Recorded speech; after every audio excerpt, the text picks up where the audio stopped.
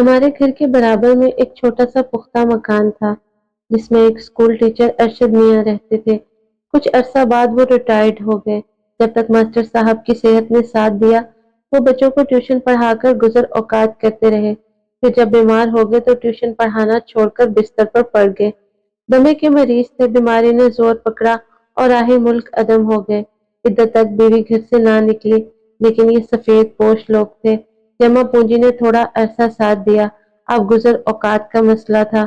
ان کا کوئی ایسا رشتہ دار نہیں تھا جو برے وقت میں آڑے آتا یا ان کی کفالت کا ذمہ لے لیتا۔ نتیجہ یہ ہوا کہ فاقوں تک نوبت آ پہنچی۔ ارشد میاں کی بیوی نیکتوار، سگڑ اور خاموش تھی، لیکن ان پڑھ تھی۔ گھریلو کام کاج کے سوا کوئی دوسرا ہنر نہ جانتی تھی۔ بیٹی گل رخ کو بھی پڑھنے لکھنے سے کچھ ایسا شغف نہیں تھا۔ باپ کی ڈانٹ اور ماں کی پھٹکار سے مارے باندھے 8ویں تک پڑھا اور 9ویں میں اسکول چھوڑ دیا۔ جب نوبت فاقوں تک پہنچ گئی تو نصرت بیوی نے قدم باہر نکالا۔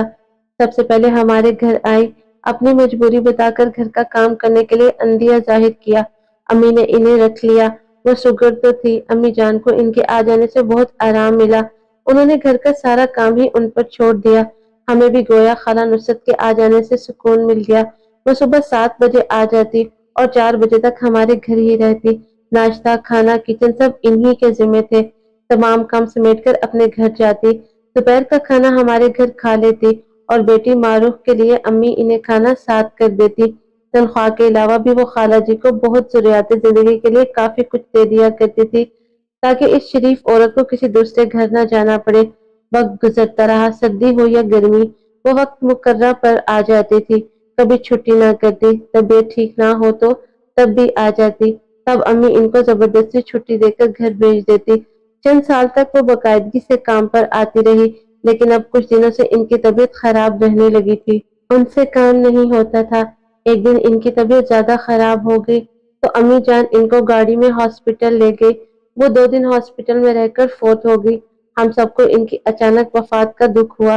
تجہیز و تکفین بھی ہو گئی، لیکن اب مسئلہ تھا ان کی لڑکی گل رخ کا۔ اس کی عمر ان دنوں 17 سال ہوگی۔ وہ دنیا میں اکیلی رہ گئی تھی۔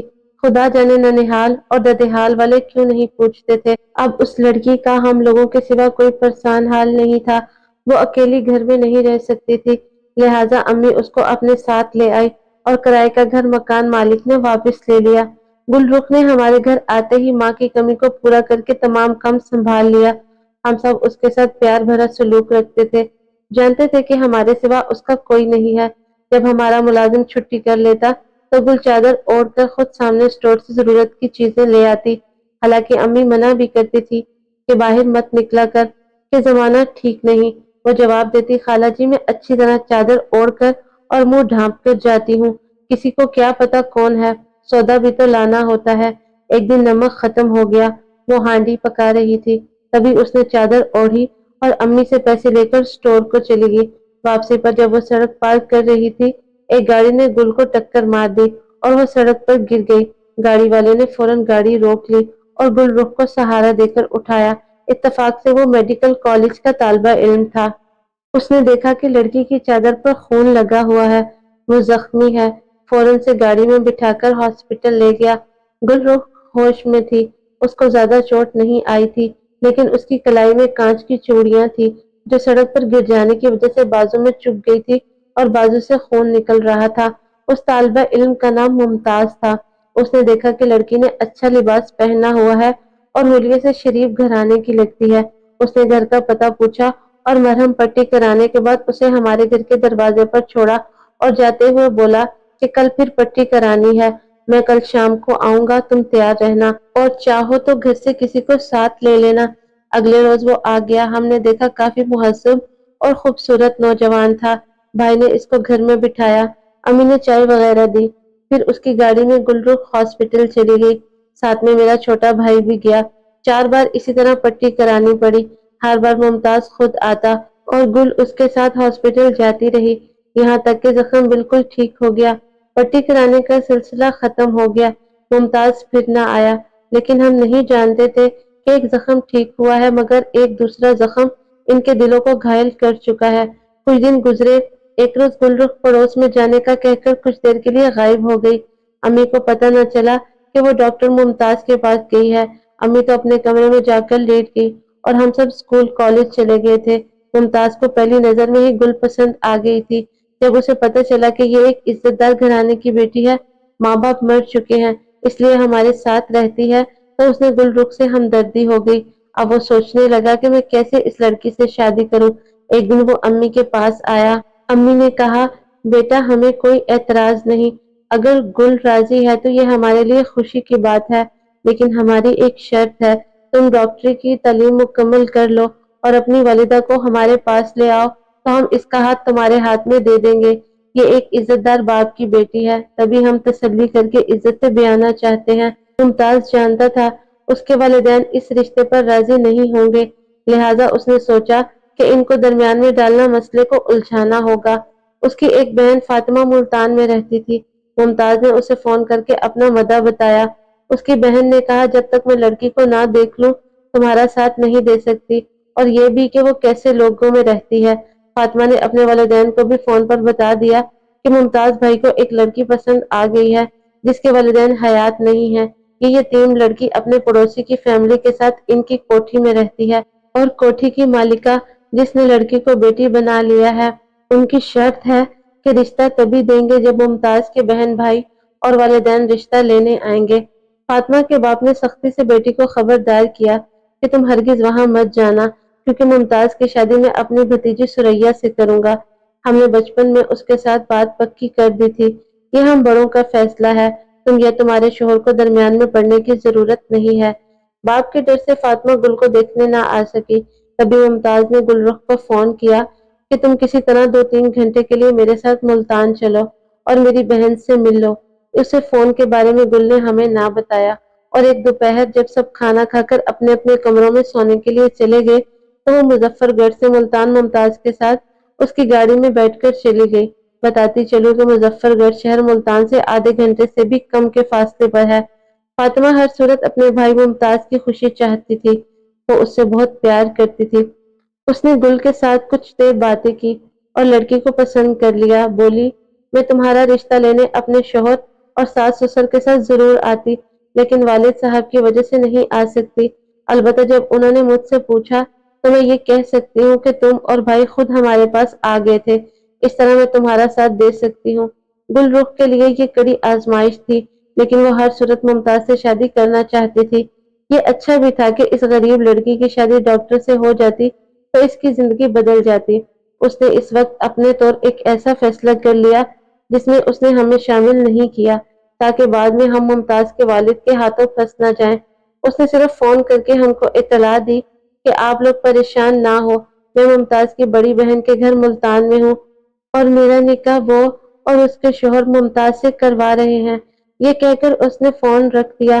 ادھر فاطمہ نے بھائی اور گل کو اپنے کمرے میں بٹھا لیا اور اپنے والد کو فون کیا کہ بھائی ممتاز لڑکی میرے گھر لے آئے ہیں اور بس ضد ہے کہ وہ یہاں نکاح کریں گے، بہتر ہے آپ اجازت دے دیں تاکہ ہم اپنے طریقے سے ان کی ضد کو پورا کر دیں، ورنہ یہ کورٹ جا کر شادی کر لیں گے تو ہماری کیا عزت رہ جائے گی۔ یہی بات فاطمہ کے شوہر نے بھی سسر کو سمجھانا چاہی۔ سسر نے کہا، ان کو بٹھاؤ، میں خود آ رہا ہوں اور اپنی موجودگی میں اس فرائض کو سر انجام دیے دیتا ہوں۔ وہ گاڑی میں ملتان پہنچ گئے۔ ممتاز کو اس کے والد دوسرے کمرے میں لے گئے اور پوچھا، آخر تم کیوں اس اجنبی لڑکی سے شادی پر بضد ہو؟ وہ بولے، یہ لڑکی یتیم ہے لیکن ایک استاد کی بیٹی ہے اور شریف گھرانے سے ہے، اور جس گھر رہتی ہے بے شک آپ ان لوگوں سے بھی مل لیں، وہ بھی شریف لوگ ہیں۔ ہم ان کو اس لیے بتا کر نہیں آئے کیونکہ ان کی بھی یہی شرط تھی کہ میں اپنے والدین کو لاؤں تو ہی وہ اپنی اس منہ بولی بیٹی کا رشتہ مجھے دیں گے، اور آپ وہاں آنے پر تیار نہ تھے۔ بابا جان، یہ لڑکی یتیم ہونے کی وجہ سے ہمدردی کی مستحق ہے اور ہم اس کو دنیا کے رحم و کرم پر نہیں چھوڑ سکتے۔ میں اسی لڑکی سے ہی شادی کروں گا۔ باپ کو بیٹے کی اس گستاخی پر غصہ آ گیا اور اس نے بیٹے کو تھپڑ رسید کر دیا۔ کہا کہ ان شریف لوگوں کو بتائے بغیر تو ان کے گھر سے لڑکی کو اغوا کر کے لے آیا ہے تاکہ ہم برے پھنسے یا ان کی بدنامی ہو۔ کیا میں نے اس دن کے لیے تم کو میڈیکل میں داخلہ دلوایا تھا اور اتنا پڑھایا کہ تم کسی کی لڑکی کو بھگا کر لے آؤ؟ اور یہ لڑکی کیسی ہے جو تمہارے کہنے پر اپنے محسنوں کو بتائے بغیر گھر سے نکل پڑی؟ اب سیدھے طریقے سے ان کو وہاں پہنچا آؤ ورنہ مجھ سے برا کوئی نہ ہوگا۔ ابھی اس لڑکی کو گھر سے نکلے 5 گھنٹے ہی ہوئے ہوں گے، ابھی کچھ نہیں بگڑا۔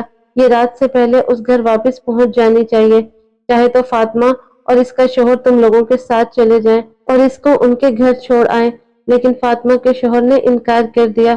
انہوں نے کہا کہ لڑکی خود کوئی بہانہ بنا لے گی کہ کسی سہیلی کے گھر چلی گئی تھی، یا جو اس کی مرضی کہے، میں جاؤں گا اور نہ ہی اپنی بیوی کو بھیجوں گا، نہ جانے وہ ہمارے ساتھ کس طرح پیش آئیں۔ تو یاد رکھنا ممتاز کی شادی بھی سریا سے ہی کروں گا۔ یہ کہہ کر باپ تو چلا گیا، بیٹی باپ کا منہ تکتے رہ گئی۔ شور کی آواز سن کر دوسرے کمرے میں بیٹھی گل رخ بھی سہم گئی، سوچنے لگی کہ اب وہ واپس اس گھر کیسے جا سکتی ہے کہ جہاں سے بغیر اجازت نکل آئی تھی۔ وہ اب مجھے نہیں رکھیں گے۔ اس نے فاطمہ سے کہا، اب آپ بھی نہیں رکھیں گی تو میں کدھر جاؤں گی؟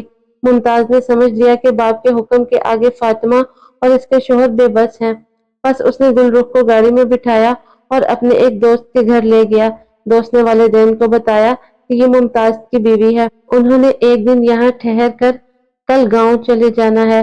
وہ بیچارے سیدھے سادے لوگ تھے، انہوں نے بیٹے کے دوست کی بیوی جان کر اس کی خاطر مدارات کی۔ وہ رات یہ وہاں رہے۔ اگلے دن ممتاز گل کو لے کر وکیل کے پاس گیا اور کورٹ میں نکاح کر لیا۔ نکاح کے 2 دن یہ ایک ہوٹل میں رہے۔ تیسرے دن ممتاز نے میرے ابو کو فون کر کے کہا کہ ہم نے نکاح کر لیا ہے، جس میں میری بہن اور بھنوئی میری طرف سے شریک ہوئے ہیں۔ آپ مہربانی سے چند دن گل رخ کو اپنے گھر میں رکھ لیں تاکہ اس دوران میں اپنے والد اور والدہ کو منا کر آپ کے پاس لا سکوں۔ اس طرح میں گل کو اپنے گھر لے جاؤں گا۔ پہلے تو والد صاحب راضی نہ ہوئے، لیکن جب ڈاکٹر ممتاز نے اپنے وکیل سے بات کروائی اور اس کی مجبوری کو سمجھتے ہوئے والد صاحب نے کہا، ٹھیک ہے، ہمیں ماسٹر ارشد اور ان کی مرحومہ بیوی کا لحاظ ہے، آپ گل کو چھوڑ جائیں، لیکن نکاح نامے کی ایک کاپی بھی ساتھ لیتے آئیں۔ ممتاز اپنے وکیل کے ساتھ نکاح نامے کی کاپی بھی لایا۔ وکیل نے گواہی دی کہ میں نے کورٹ میں ان کا نکاح ان کے بھنوئی کی موجودگی میں کروایا ہے۔ نکاح نامے کی کاپی ابو نے لے کر گل کو گھر میں رہنے کی اجازت دے دی۔ ممتاز چند دنوں کی مہلت مانگ کر چلا گیا۔ گل پہلے کی طرح ہمارے پاس رہنے لگی، لیکن اب وہ پرسکون نہیں تھی اور ہم بھی اس کے بارے میں فکر مند تھے۔ ممتاز بظاہر اچھا انسان نظر آتا تھا، لیکن ابھی وہ اپنی تعلیم کے آخری سال میں تھا، اپنے اخراجات کے لیے بھی والدین کا محتاج تھا، اسی لیے والدین سے یہ شادی خفیہ رکھنا چاہتا تھا، جب باپ سے کسی طرح مقابلہ کرنا بھی نہ چاہتا تھا، ورنہ وہ اس کا خرچہ بند کر دیتے تو تعلیم ادھوری رہ جاتی۔ ممتاز نے فائنل کا امتحان پاس کر لیا، ہاؤس جاب بھی مکمل کر لی۔ اس دوران گل نے بیٹے کو جنم دیا۔ وہ اب بھی ہمارے پاس رہتی تھی کیونکہ ممتاز ابھی تک اس کو اپنے ساتھ رکھنے کے قابل نہ ہوا تھا۔ اس کا کہنا تھا، جو ہی میری آمدنی شروع ہوگی میں آ کر گل اور اپنے بیٹے کو لے جاؤں گا۔ وہ دن میں صرف 15 منٹ یا آدھے گھنٹے کے لیے آتا تھا، وہ بھی ماہ 2 ماہ بعد، لیکن وہ فون پر بیوی سے رابطہ رکھتا تھا اور بیٹے کے خرچے کے لیے جو بن پڑتا دے جاتا تھا۔ ایک دن ممتاز کے والد نے اسے بلوایا کہ جلدی پہنچو، تمہاری ماں بیمار ہے۔ وہ گاؤں گیا تو اس کی شادی کی تاریخ طے کر دی گئی تھی۔ بہت پریشان ہوا کیونکہ شادی تو وہ کر چکا تھا، دوسری کیوں کرتا۔ اس نے باپ سے کہا کہ میں آپ کی بھتیجی سے شادی نہیں کرنا چاہتا، اس لیے واپس جا رہا ہوں۔ باپ نے غصے سے کہا کہ کیا تمہیں میری عزت کی کوئی پرواہ نہیں اور نہ اپنی بہن کی پرواہ ہے جو تمہارے چچا کی بہو ہے؟ اگر تم نے ان کی لڑکی کو ٹھکرایا تو بتاؤ تمہاری بہن کا کیا بنے گا؟ اگر آج تم نے میری عزت رکھ لی تو میں وعدہ کرتا ہوں کہ تمہاری دوسری شادی میں خود کرواؤں گا۔ آج میری بات مان جاؤ۔ خرچ ایسی باتیں کر کے برادری نے ممتاز سے بات منوا لی اور جو تاریخ مقرر کی گئی تھی اس پر اس کی شادی سریا سے کر دی گئی۔ شادی کے بعد اسے والد اور چچا نے کافی دن گاؤں سے باہر نہ جانے دیا، کہا کہ 3 ماہ تک تم اپنی دلہن کے ساتھ رہنا، بعد میں شہر چلے جانا۔ ادھر فاطمہ نے فون کر کے گل کو بتا دیا کہ ممتاز بھائی کو والد اور تایا جان نے مجبور کر کے اس کی شادی اس کی منگیتر سے کروا دی ہے۔ وہ ابھی جلد تمہارے پاس نہیں آ سکتا، لیکن کچھ ماہ بعد ضرور آئے گا۔ تم تسلی رکھو اور گھبرانا نہیں۔ ہمارے خاندان میں ایک سے زیادہ شادیوں کا رواج ہے، لہذا تمہاری شادی کو کوئی خطرہ نہیں ہے۔ تمہاری سوتن اپنی جگہ اور تم اپنی جگہ رہو گی۔ ہاں، کچھ عرصہ تم کو صبر سے انتظار کرنا ہوگا جب تک کہ حالات معمول پر نہیں آ جاتے۔ گلرخ بہت روئی، لیکن سوائے صبر کے چارہ کیا تھا؟ ابو نے بھی اس کی دلجوئی کی، کہا کہ تم پہلے بھی اس گھر میں رہ رہی تھی، اب بھی رہتی رہو، سڑک پر تو نہیں بیٹھی، صبر سے کام لو۔ مردوں کی ایسی مجبوریاں ہو جاتی ہیں، بیوی صبر کر لے تو حالات ٹھیک ہو جاتے ہیں۔ جب ممتاز کے حالات ٹھیک ہوں گے وہ تمہیں لے جائے گا۔ اس کے بعد 2 سال میں صرف 4 بار ممتاز کا فون آیا لیکن وہ خود نہ آ سکا۔ اس طرح 3 سال کا عرصہ گزر گیا۔ ہم نے بھی آس ختم کر دی۔ ابو گل کو سمجھاتے، بیٹی غم نہ کرو، تمہارا لڑکا بڑا ہو جائے گا، اگر تمہارا شوہر تمہارا نہیں بن سکا تو ہم ہیں، یوں سمجھو کہ تم اپنے ماں باپ کے گھر میں ہو۔ ممتاز کا بیٹا 5 سال کا تھا، وہ ہو اپنے باپ کی شکل پر گیا تھا۔ ہم حیران تھے کہ کیا ممتاز کو اپنے بیٹے کی بھی یاد نہیں آتی۔ گل رخ تو مرجھا کر رہ گئی تھی۔ اس نے ہمارے گھر کو ہی اپنا نصیب سمجھ لیا۔ وہ سارا دن گھر کا کام کرتی اور رات کو سرونٹ کوارٹر میں جا کر سو جاتی۔ ایک ڈاکٹر کا بیٹا سرونٹ کوارٹر میں پل رہا تھا اور اس کی ماں کہنے کو منہ بولی بیٹی، لیکن اصل میں تو اب بھی ہماری ملازمہ تھی۔ لیکن ممتاز کو اس بات کا بھی احساس نہیں تھا۔ جب گل نے اس زندگی کو اپنا نصیب سمجھ کر حالات سے سمجھوتا کر لیا، اس نے بظاہر ممتاز کا انتظار کرنا چھوڑ دیا، تو ایک دن اچانک وہ آ گیا۔ اس نے میرے والد کے قدم چھو کر معافی مانگی اور بتایا کہ میں اب مجبوریوں سے نکل آیا ہوں۔ میرے سسر جو میرے سگے چچا تھے، ان کا انتقال ہو گیا ہے۔ میرا ذاتی ہاسپٹل بھی سیٹ ہو گیا ہے جو میرے والد اور سسر کی مشترکہ سرمایہ سے بنایا گیا ہے، اور میری بیوی نے بھی اجازت دے دی ہے کہ میں گل کو گھر لے آؤں تاکہ میرا بچہ کسی کے گھر پلنے کی بجائے ہمارے اپنے گھر میں پلے اور پڑھ لکھ کر کچھ بن جائے۔ سریا ایک خاندانی عورت ہے اور وہ میرے بیٹے کی خاطر سوتن کو بھی قبول کرنے پر تیار ہے۔ ہم گاؤں کے لوگ ہیں، ہماری عورتوں کی سوچ شہری لوگوں سے مختلف ہے۔ میں نے اپنے والد کو بھی بتایا ہے کہ میں نے گل رخ سے نکاح کیا تھا اور میرا 5 برس کا بیٹا بھی ہے۔ میرے والد بھی نہیں چاہتے کہ ان کا پوتا کسی کے سرونٹ کوارٹر میں پلے بڑھے۔ اللہ تعالیٰ نے مہربانی کیا اور حالات ہمارے حق میں کر دیے ہیں۔ یہ گل کے صبر کا نتیجہ ہے۔ والد صاحب نے ہی ایک کوٹھی شہر میں خرید کر مجھے دے دی ہے جو میرے کلینک کے پاس ہے۔ ان کا کہنا ہے کہ یہ کوٹھی میں اپنے پوتے کے لیے لی ہے۔ ممتاز کی باتوں کے جواب میں ابو نے کہا، اپنے والدین کو پہلے اپنے پوتے کے پاس لے کر آؤ تو میں گل کو تمہارے حوالے کر دوں گا۔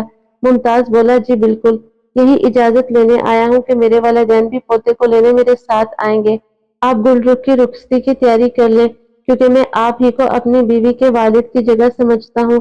گل کو بتایا گیا تو اس کے تن مردہ میں زندگی دوڑ گئی۔ وہ دن بھی آ گیا جب گل کے ساس سسر اور ڈاکٹر ممتاز اس کو لینے آ گئے۔ روتی ہنستی گل رخ ان کے ساتھ چلی گئی۔ بعد میں ہم اس کے گھر گئے۔ وہ اداس ہوتی تو ہمارے گھر اس طرح آ جاتی جیسے کوئی بیٹی اپنے میکے آتی ہے۔ اب اس کے 3 بچے ہیں۔ بڑا بیٹا بیرون ملک پڑھنے گیا ہوا ہے۔ گل نے بہت دکھ اٹھائے لیکن اب وہ اپنے گھر میں آسودہ زندگی گزار رہی ہے۔